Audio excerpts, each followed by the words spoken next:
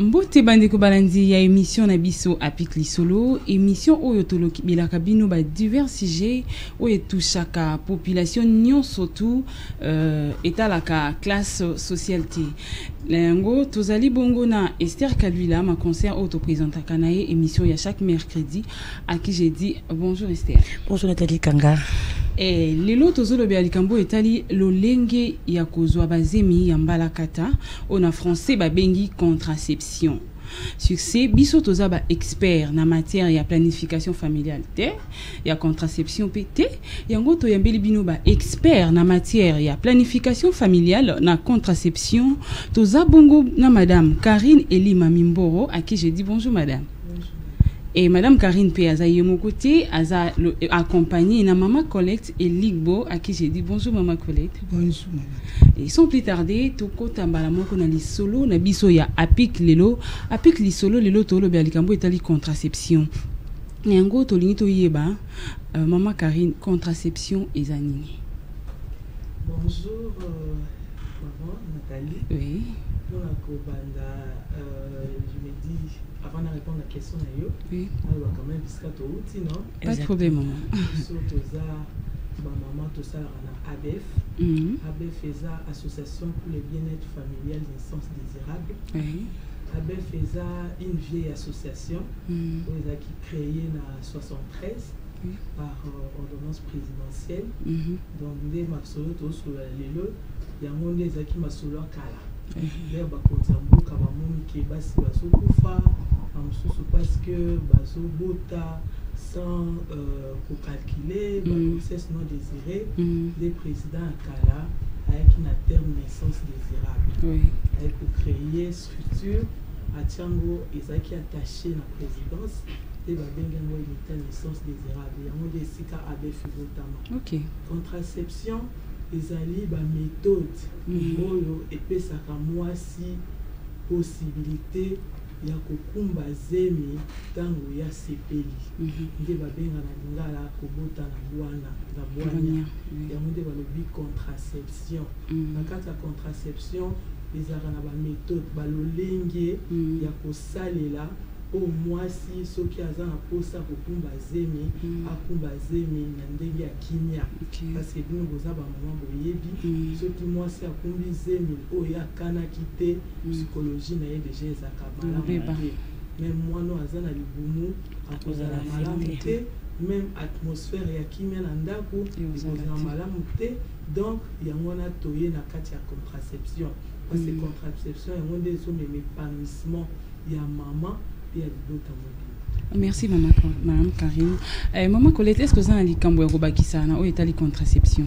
Merci pour na maloba ndingo pesi na kanisi Maman Karine ase alobi presque nyonso contraception ezeba lolenge donc ba méthode oyo ezo permettre na mwasi ke azwa na couple kutu mwasi te puisque eza babalani bazwa zemi oyo ambalaka te na ngonga bazwa babota bana nombre oyo balingi et puis bazwa pe zemi na ngongo bango balingi.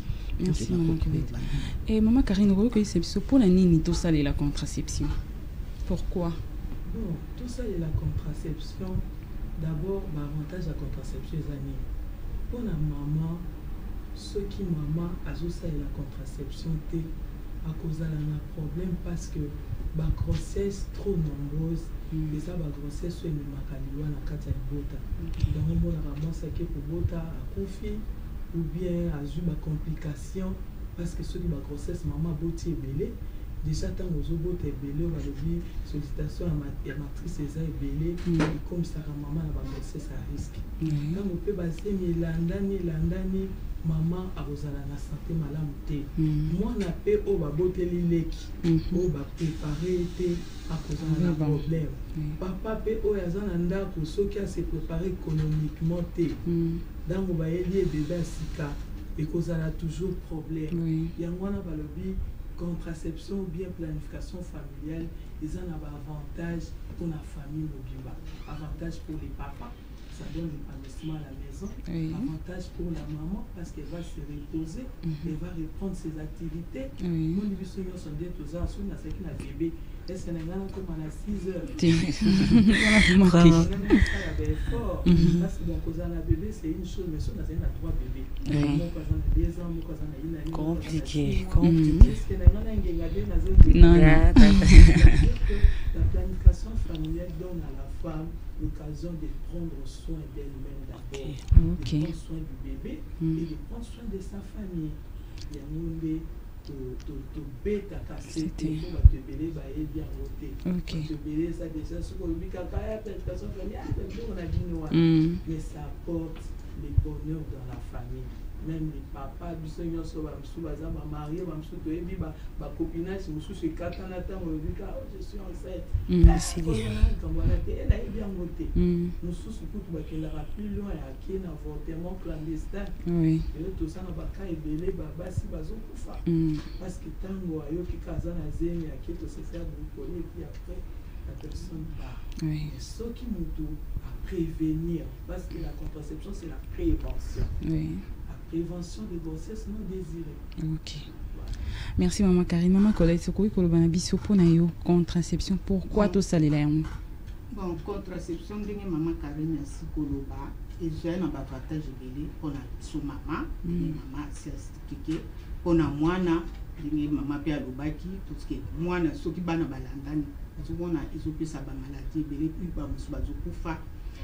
Pour la papa oyo balobaka derrière un homme fort au monde a nini moi c'est azali so ki moi c'est azali bien té aza na nini azu se préparer de l'air nous surtout pas ayer papa ba problème au grossesse a se préparer papa yeba kité azonga bo zemi to ke papa dala na zanzi au monde ba papa na mingi bazaka pe na problème yango ba papa mingi ba obela ba ibeta so ba tout ça et donc contraception ils ont aidé couple à s'épanouir au monde qui papa ko zapper à l'aise à ko se préparer économiquement et zapper un avantage na mboka au monde qui donc famille oyo baboti bana nombre moko ke baza capable ya ko éduquer bango ba nini tout ça au monde ba phénomène ya koluna de ba boaki bana nini tout ça au monde qui contraception ils ont aidé ba couple ce qui contraception côté venant en boka au komona ke nini problème ya ko boa kabana ou bien ba grossesse boko ba avortement au mona ke écoute continue. Alors merci beaucoup maman Colette. Yebisa biso un peu bah différentes méthodes de contraception parce que on en parle en gros. Parce que essayer un peu à énumérer, maman Karine pas à connaître sur une moins d'ambo, mais yo dis-nous un peu pas différentes méthodes. Non.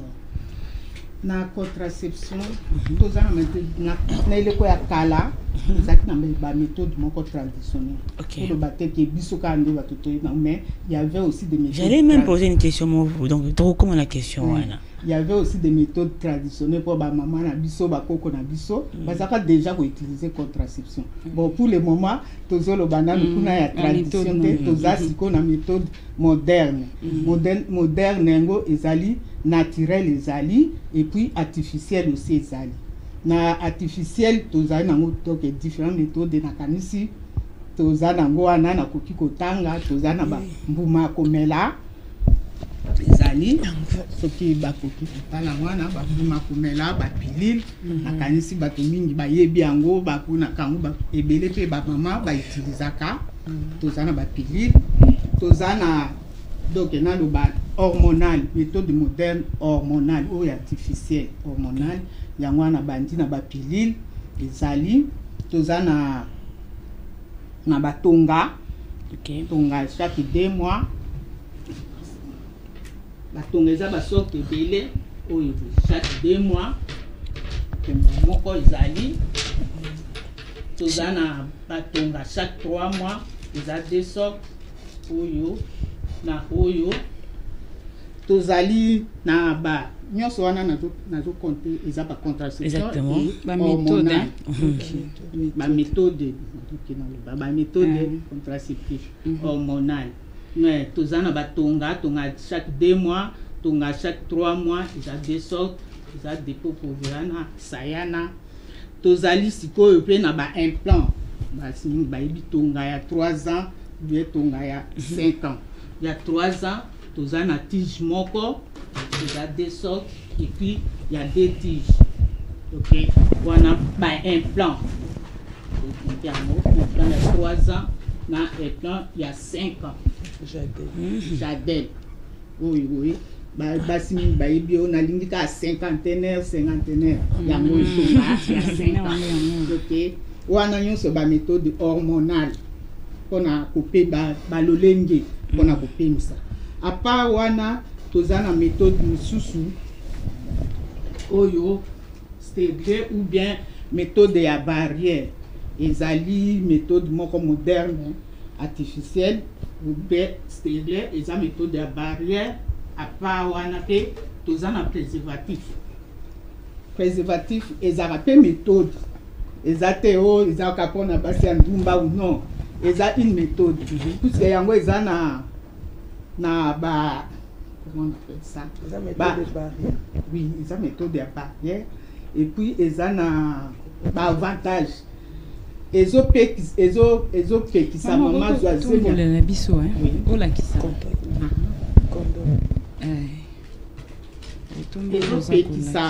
Maman a choisi mité et puis ils ont battu la paix maman porté a choisi infection té. Préservatif ils appellent méthode ya coupé mi sa robot tapé. OK. Donc mi balé wana ils a méthode ya barrière. À part wana tous a méthode artificielle et moderne mais naturelle. Oyo to bengi collier ici. Yango ezalité eza comme méthode ya calendrier. Il faut aider maman pour na compter ayeba période na ya mabe ayeba pe soki akoki ko za ndenge ndi pour na koki mazemi ou bien couple OEP elingi ke ezwa bana akoki ko saila pe polio ayeba période. Ah, ok. Maman Karine, dans la méthode où tu vas atteindre les bisous, est-ce que qu'est-ce qui est la plus utilisée? Bon, la plus utilisée, bon, je sais pas comment je vais dire. Pour la bisso, quand la cliente vient, parce que dans le cas de la planification familiale, tu le baka patiente, tu le baka cliente. Ce qui cliente taillé, babenga ngo choix éclairé. Il faut akuta gamme nyoso eza complet. Pour asala choix yemoko. Na kati ya planification familiale ko ba mututé salé la jadel ou bien salé la nan.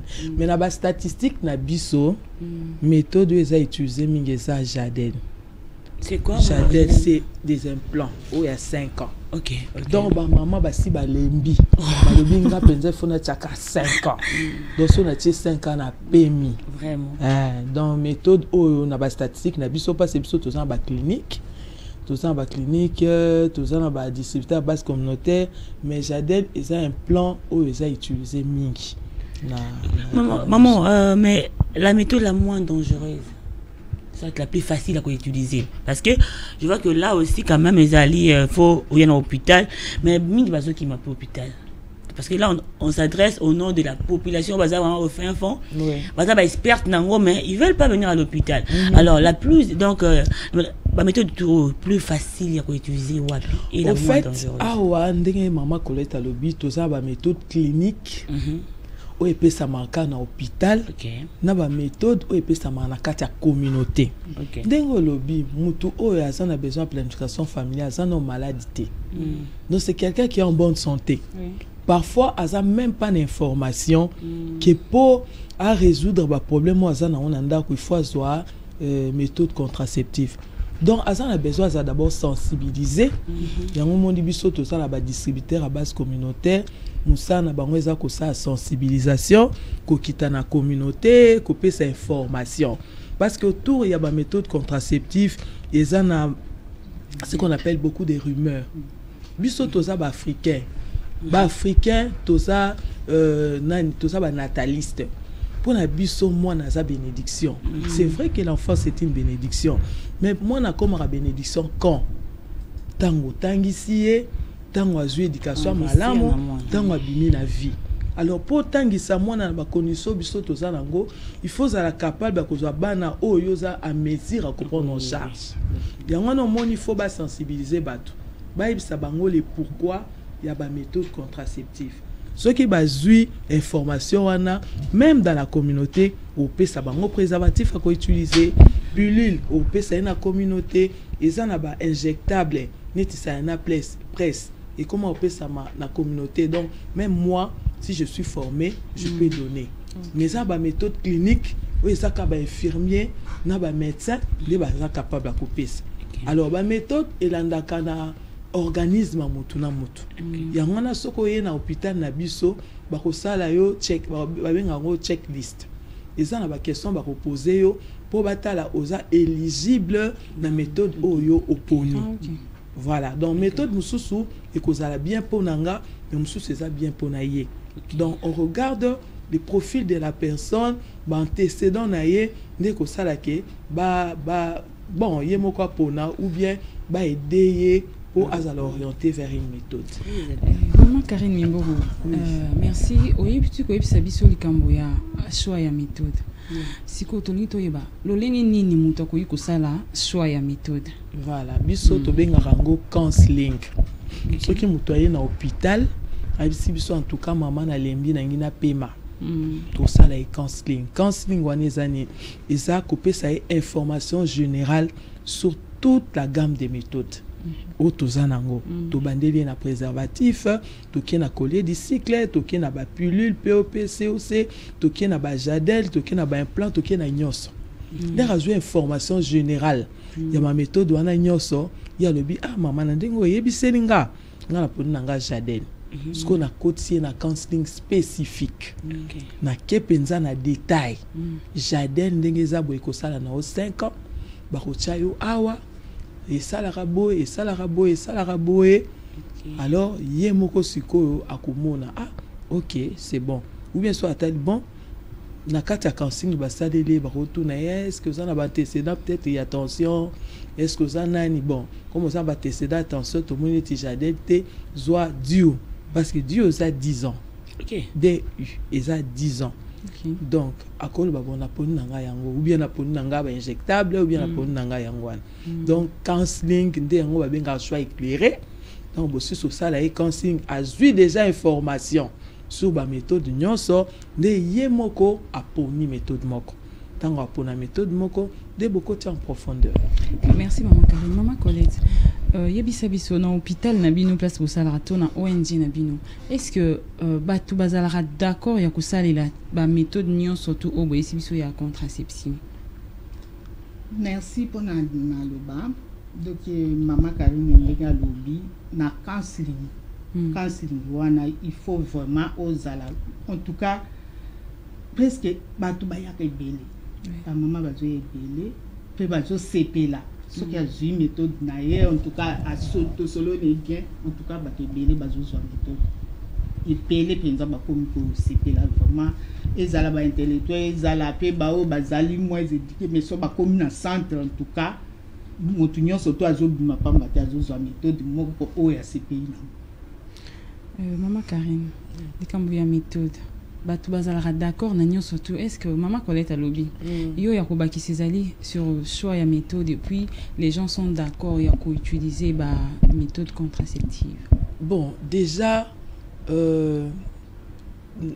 quand les gens viennent tant batu bazo ya ba ça diana ba préjugés yango na zo sabino que autour ya ba contraception il y a beaucoup de rumeurs mon am tout ça ba on a mis ça cancer babi on a bino ananga kutunde konanga cha tamsunde kone pa chata yoki karali solo. Donc il y a déjà beaucoup de rumeurs autour de la contraception. Yango no moni musala o abe faso sala eza ko sensibiliser parce que j'étais hier, moi je suis au bureau mais maman Colette à la clinique. Parfois on fait des réunions pour l'évaluation tout na bon est-ce que peut-être des trimestres ou les qui batunyo so botie ba méthode banani bazoni pour na échec à méthode. Banani va se plaindre. Moi, tant que moko ou bien mi balé à se plaindre pourquoi? aya expliquer likambo na ye bopesi ye baeffet secondaire parce que ya koexpliquer bino baeffet secondaire comment kosuivre yango mosu ekozala na baeffet secondaire balande eza neti omela kinini ti ntango omela kinini soki okomoyoka bolembo eske yo oti komela kinini okomela biso toomela bachloroquine wana kala le kinini ezaka ozokwanza kaka boye apalobimela kaka mpo bika yango nde ya bien mpona malaria. Donc ça veut dire que eza kisi oyo basali ekozala mpe na baeffet secondaire mokie mais biso toza na baspécialiste pour la gestion ya baeffet secondaire. Eza neti ntango moto autiliser préservatif mosu abia anga na ninga préservatif te si ça rapose ça on comprend modu na ninga rango te parce que eza neti ozolia bonbon na sachet. Tu vois, moto aza na idée na ye autour ya contraceptif. Mais maintenant quand ils viennent chez les spécialistes que nous sommes, chez les experts, bah je vais expliquer voilà, il faut pas avoir peur, fais comme ça. Et Koloba, ceux qui ont utilisé la méthode de contraception, et c'est que kozonga et si kaba pesa qui donc pour la suivi hein dans sens wana donc bah faut ba ya ka suivi voilà na mabungati parce que moni ba te belé bazo sala ngo pesa nzela oui c'est ça ya ofele ba tete bango na désordre après ba éviter bon organisation ngo tia ki biso ezala wapi tango comme na ba effet secondaire mutako gerango azati izaneti ndenge ba médecin ba pekisa biso automédication. Voilà. Maman Colette. Dites-nous un peu la contraception. Donc bon, méthode autour de biso awa. Est-ce que ezaka rapport na bana basi, ba maman, topena ba papa? Bon, méthode merci pour na banane. Ba méthode onyo sototia. To moni wana na tangi ba méthode presque nyonso hormonale na tangi pe préservatif. Pour na ba maman en général. Mingi zali pour na ba maman, mais pour na ba papa pe zali. Mais il faut papa y OK. Et maman doit utiliser une méthode. Donc la méthode contraceptive, c'est ça répond à la cité, même il balibé. Alors parlez-nous vraiment beau expliquer biso mi balibé on va au canon parce que bon comme si ça moi c'est des fois qu'ende à l'hôpital que la méthode nanyo contraceptive ce qui moi si a comme une zemi mon bal asili qui mon bal tombo qui c'est comme si qui problème na yé moko. Alors parlez-nous un peu de ça, expliquez biso. Maman au fait quand moi n'est ça le couple exactement les rapports sexuels et ça la tout mon côté exactement rapports sexuels les autres ça moi si na mobile et on a réussi il y a ba méthode eza dialogue surtout ma méthode naturelle méticolée du cycle wana parce que mon maman Colette donne-moi ça au mon méticolée du cycle yango oyo eza premier jour à règle. OK. Oyo eza premier jour ya règle. Soko réglé, voilà, soko réglé, ouché non ah. Deuxième jour à régler, troisième jour, quatrième jour, règle non ça à 5 jours au soukia. Oh nyon soueza awa, eza jour non fertile. Oh nyon soueza, couleur chocolat non soueza non fertile. Je m'excuse. Vas-y.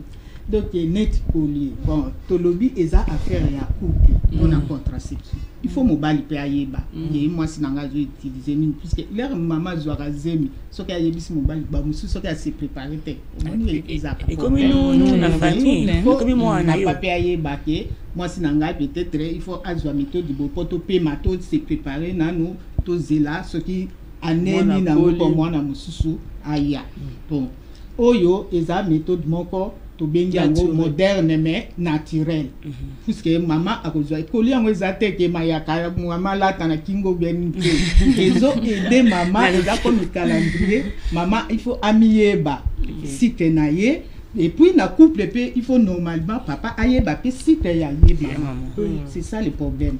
Bon ezate ke eo ezaka affaire ya maman te il faut papa aye azala d'accord pour que maman a utilisé méthode neti oyo collier ozomona eza na ba couleur moi différent mais to kabola rango ka na deux groupes donc période oyo ya chocolat na ba couleur mususu eza na kati wana eza période ya non fertile OK. Donc bokoko ça na bino ba rapport maman kozwa zemi te. Bon, oyo ya pembe eza période de féconde. OK. Donc nyonso tout oyo eza période de féconde. Bon, pour utiliser pe méthode oyo, il faut counseling et puis il faut maman amiyeba ayeba cycle donc ba période na ye na lo ba cycle ezali ba donc mikolo oyo ezali entre la période na ye ayeba ce que ezaka 26 ou bien donc il faut maman oyo a utiliser entre 26 et 32 jours. Ce qu'on a un cycle régulier, puisqu'il y a des cycles courts, il y a des cycles longs aussi. Donc, ce qu'on a un cycle régulier entre 26 et 32 jours, dès au coquille qu'on utilise la méthode au monde et qu'on normal. Mais tolobi il faut papa yeba ko a edaka maman chaque jour ndenge nini a coquille ko poussa nini. Mais mutako bosana pété ba ya kamanza. Ba cycle musupe ba tumsupe ba cycle régulier te change ka ba perturbation au sein il en côté. On aussi la collecte plutôt je insister sur dialogue na coller pourquoi? Parce que mon isoki okomi awa eza période fertile. Mais yo za pour ça au botate. O sa ndenge nini. Papa ko kanga mutema pendant autant de jours. Ba papa msu ba koka bongo te. Donc il faut ce qu'on faire recours na préservatif. OK. Oh ce papa a informé te a rolingate. Ba papa msu so ka maman l'accès préservatif. Moi so comme mon boulot. Ndenge ni yenda zo banda préservatif. Ce qui coûte on donc le big non c'est qui voilà. A commis moi il faut dialoguer ça là pour bino nyonso bo banda ko se surveiller. Mais une autre question. Ceux qui sont comme par exemple, dans une méthode, il y a au lobby qu'il y a 2 mois, piqûre, 2 mois, 3 mois de lobby, et que je veux maintenant changer. J'ai commencé par ça, mais par exemple, on a eu éphémère secondaire à bien. Est-ce que je peux changer? Changer, donc partir de telle méthode à telle méthode. Est-ce qu'il y a lieu, maman? Oui. Eza nango possible. Donc mutu nyonso akoki kolongwa na méthode pe apasi na méthode. Mais il faut que zonga na centre. Totali et fait ni nango yokaki ni tout ça. Ce qui te montre que moi to traiter ango esi la isate, wana nde to ko passer pe na méthode mususu nya ba de problème. Ils ont ba effet secondaire que non bon le cola omolaki kinine, au cause de chloroquine et donc ils ont encore un problème té. OK. Une méthode réversible. OK. Donc, si vous décidez qu'à changer, tu laisses. Et puis, retour à coucher ça là. Maman Karine, la méthode nous sommes utilisée, oui, c'est bon. Est-ce que y a-t-il pas des inconvénients? Ils ont des inconvénients du genre stérilité et autres? Non. Inconvénients zaté. Maman Colette, inconvénients zaté. Bon, toutes les méthodes, inconvénients pour la méthode comme telle, puisque la méthode dans le lobby est hormonale. Mais au mususu na lobby stérile ou la méthode à barrière. Hormonale normalement biso na basi, toza déjà na ba hormone wana. Eza bazo ajouter. Et pourquoi on peut ça limiter? Et comment on peut ça stérilité? Il y a peu ça stérilité. Ça n'a pas inconvénient à long terme. Bazolo baté ya ba cancer non. Problème nango ezali et koki ko donc ça dépend de l'organisme à maman. Mususu soki azui yango les atiki donc ndenge qui se zo éliminer dans autres naye ezaka malembe. Au moins les atiki moi épesi et moi retard mon cœur pour concevoir le bio a comme stérile non mais tout le monde a comme stérile après. Mais en fait toujours poser une question parce que on a de bon exact qui on a là-bas moi j'ai des gens proches de moi OK a été stérilé à 3 ans je crois un écart il y a donc oui donc un plan donc il y a awa donc pour 3 ans mettons à Longo Liango elle a dû faire 8 ans pour concevoir. Donc ça m'a tellement fait peur parce que je voulais faire dans la même chose mais quand j'ai vu ça m'a fait peur. Moi je connais des gens qui sont mariés à Stienepe méthode nema obotate. Oui, je connais des gens à Botimon à Moko mais poisoa Zemiami balé salié 5 ans 10 ans. Et ça batumsus netingabo. Au monde a mutumsusu à Bali aye munene. mais ça n'est na méthode té parce que oyeb sanga bamsu baba oté ba méthode na biso ko ça et qu'on dit ça déjà de toute façon mutu soka bali ya komi kimia ozolia bien okozola ta bien normalement au fungwama soko zo sala attention té au fungwama mais siko tellement ba rumeur eza autour ya contraception so quand mutaye munena le bien ça va méthode contraception non c'est pas ça. Maman Karine, quels sont les avantages et la méthode contraceptive? C'est ça, au début, on avait dit que l'avantage est à un niveau élevé. Excusez-moi. Les avantages pour les méthodes chez la maman, c'est que ça assure une bonne santé. Maman, c'est la méthode contraceptive à cause de la surprise de la grossesse. Tout le monde grossesse, ça touche et les physiques et les psychologiques. Mais bien ceux qui m'ont touché psychologiquement, ce n'est pas bon même pour la maison. Quand la maman n'est pas à l'aise, d'accord, nous sommes à la bouger. Maman za na kanda, bino so musika. Mais maman so rabandize mais déjà c'est mes arana motungis. Ça nous tabani na zemi azana moi baso du mère tout ça mais ce que c'est moi ya kana quitté. Et koya kokotsa moi déséquilibre na ndako. Ma déséquilibre na et ko pe ko ningisa libala. Parce que mes ententes et kozala na ba clinique na biso ba te belé o bayaka na kati ya ba consultation. Au monde, la plupart des gens qui viennent et qui regrettent d'être tombés enceintes, c'est des femmes mariées. Hein. Vous constatez que le problème, on est pour la jeune fille, même dans le couple. Ceux qui ont planifié des problèmes de la grossesse non désirée, ils ont ma casse. Alors, ceux qui ont fait la contraception, avantage, c'est qu'ils amènent la paix à la maison.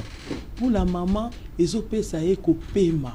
Tant qu'ils ont paiement, à cause de la épargner, na ba mort moni bakufa yaka moi ça botibo asali asali ba binga hémorragie tout ça mususu yaka mona ba tellement ba accouchement ilandani mususu ils ont protégé bana moi na so ozeli leki avant et qui affection na ye na mama cité ba msu ba bela ramakasi omuna ka mama comme na zembi so ba africain to ba ko leki ne azobeta ye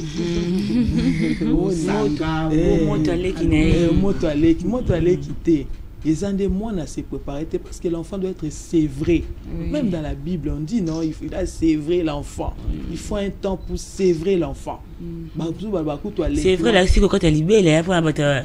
Quand tu es libéré quand tu es libéré donc moi il faut à quand tu es libéré pas sévrer wana mingi ba au moins parce que monsieur salaka au moins ce mon il faut 4 aux 3 mois moi na 3 mois aux 8 babité moto ane zo sala mona mabe il faut ko 4 libé faut 4 libé et ça va rimer ba msu ba continuer ka ba msu pe ba kataka mais rozana no pe ka mal à l'aise parce que na premier trimestre wana o banda ko allaiter les sous et tout ça donc c'est pourquoi même pour les bébés avantage ezali que moi na kokola a kembi ye mokuta comme sengo bébé maman donne-moi mon bébé maman donne-moi un petit frère maman donne-moi une petite sœur côté à papa parce que papa est à l'aise a okene musala à l'aise a ebi que moi si nanga pe santé za bien ba nanga santé za bien na préparer accouchement na préparer rentrée scolaire na préparer tout ça ba africain donc l'avantage ba eza kutu avantage c'est ba avantage pour la société c'est que vous avez des familles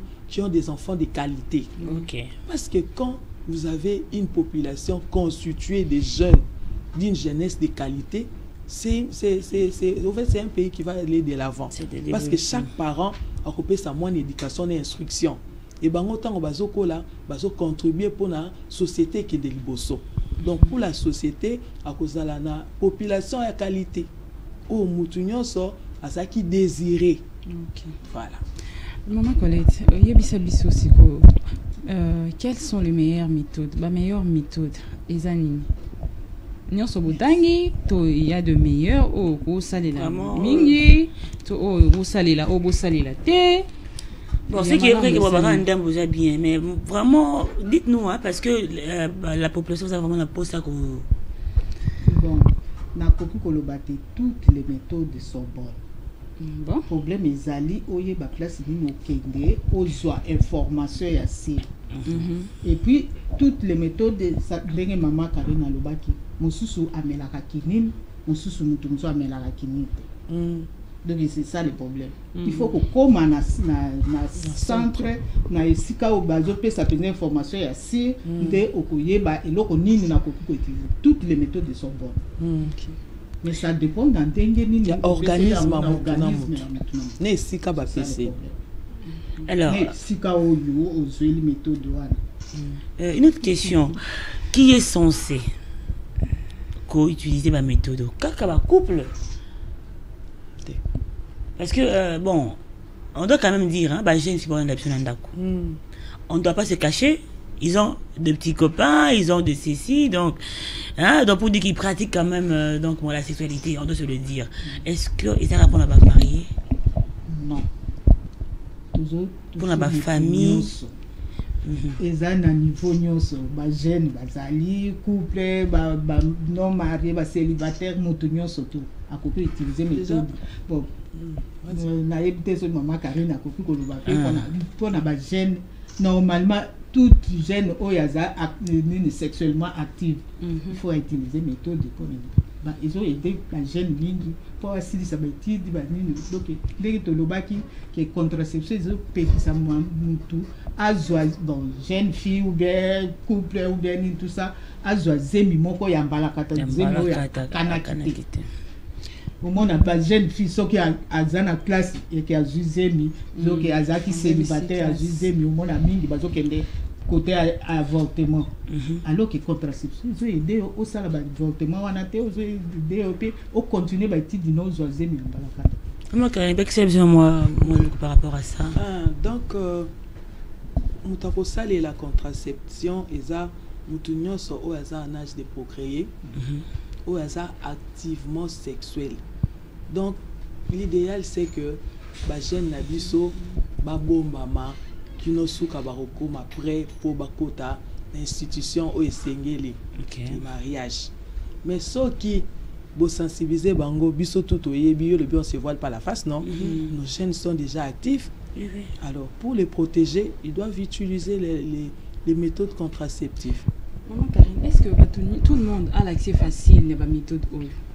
En tout cas, et pas na biso, ils a presque gratuit. Oui, accès aux méthodes et pas na biso, ils a presque gratuit. Donc ce qu'on y a dans le centre na biso, au côté, il y a juste des petits tickets modérateurs. Mais quand on fait même des campagnes, il y a la sensibilisation de terrain, parce que l'idée pour ABEF, c'est d'atteindre les plus vulnérables. La population mal desservie. C'est ça la mission des ABF. Parce qu'avec notre expérience,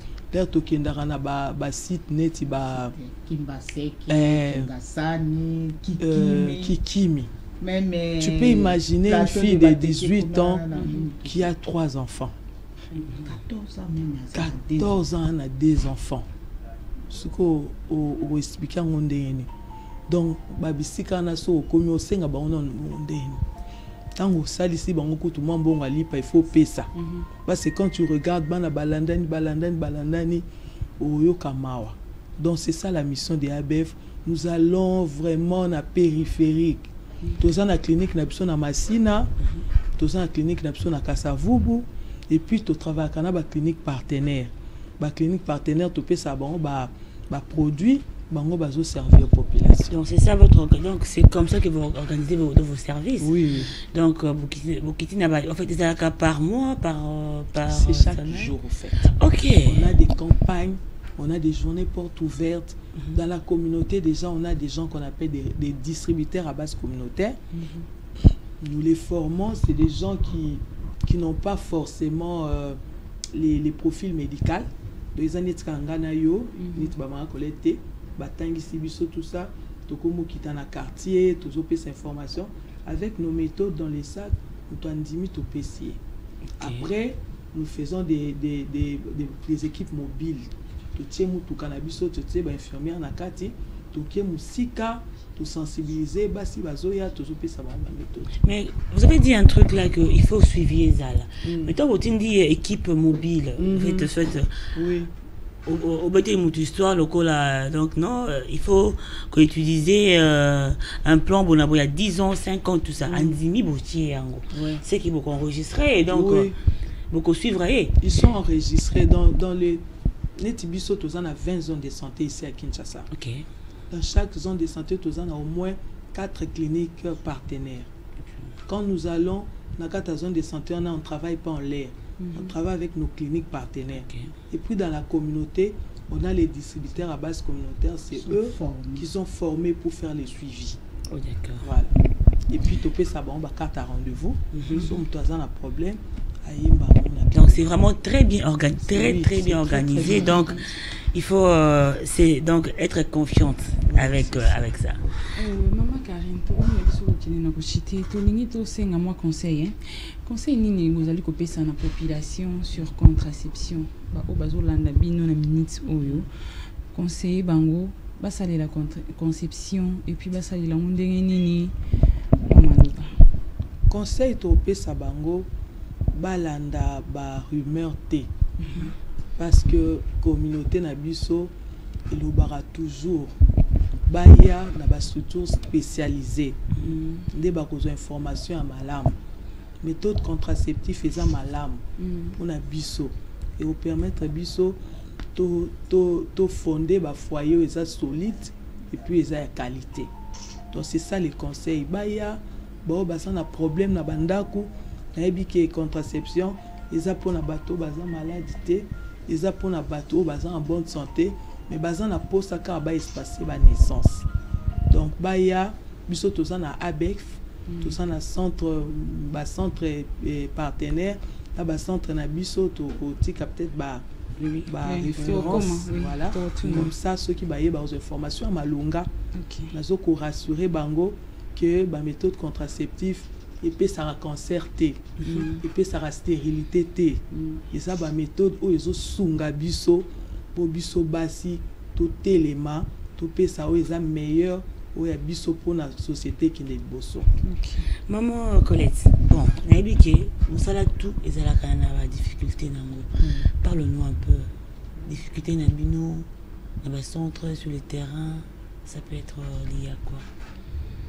Ndenge Maman Karine lobby conseil difficulté na biso peut-être ezali pour na ba rumeur wana donc moni basi mingi bazokima ko ya epa na biso ni tout ça balobi peut-être ba omona pe ba mususu bazoyoka ka musika na ba rumeur bazosuka musika ole ba s'approcher baye bandenge nini et puis mingi ba kanisa ezaka cher ezaboye ba ku ba nini tout ça mais il faut s'approcher ko komana na nini donc il faut commander na sika oyo bazotozo pesa nini wana ndo solo lina mutu a expliquer yo komona ke kozala na yo Maman Karine te mingi ndeka ndenge ba rumeur wana ndenge donc la désinformation des yango difficulté dans ma case mais bongo par exemple ceux qui moi si ayeye moko azui méthode moko on a difficulté que mobile na yé to kutana pe na ba problème à bon comment avec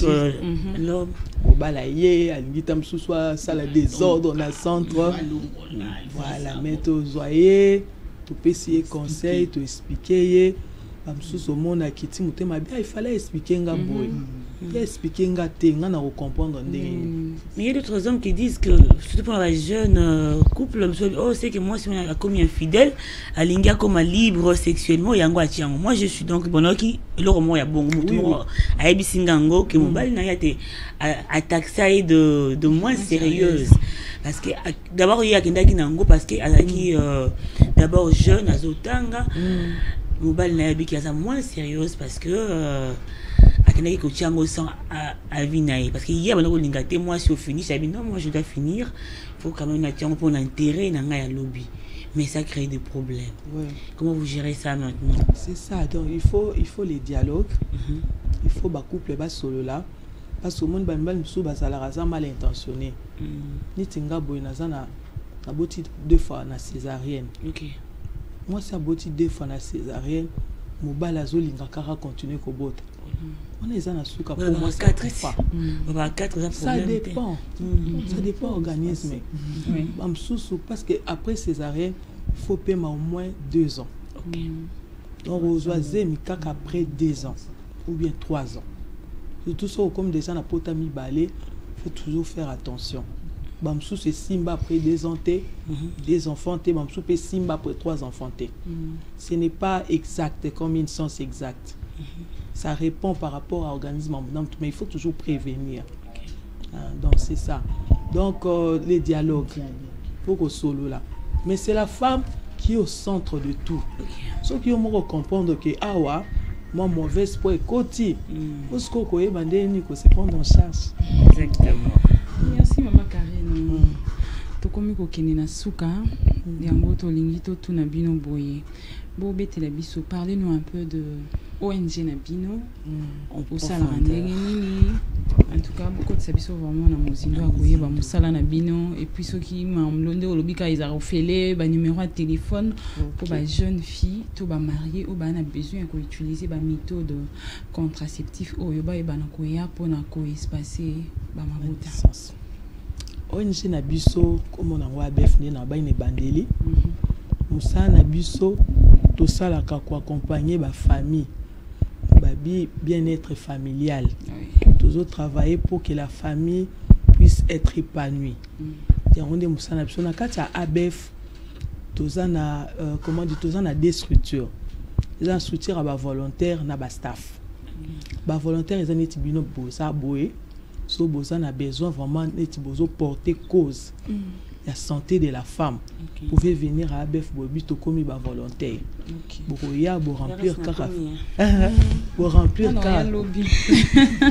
pour remplir cas affiche comme ça vous pouvez bon adhésion $5 kaka beaucoup mi ba volontaire. Vous faites comme ça $5. Té on est pour na ba volontaire. OK. Ils ont pour ba bénéficiaire ba service té. D'accord. Alors ba comme beaucoup ba volontaire. L'autre partie Isaba staff. Moi, je suis staff, elle est les staff. Je suis recruté pour travailler et accomplir la vision des volontaires.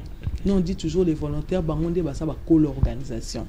Parce qu'au sein des volontaires, il y a les comités exécutifs nationaux, les années de conseil d'administration, ils sont votés après chaque 3 ans. On renouvelle les instances. ABF faisant à 12 provinces. Avant, quand on avait 11 provinces, nous étions dans 9. Mais depuis que Kaboli, nous avons 12 provinces. Dans la RDC. Nous avons 5 cliniques propres.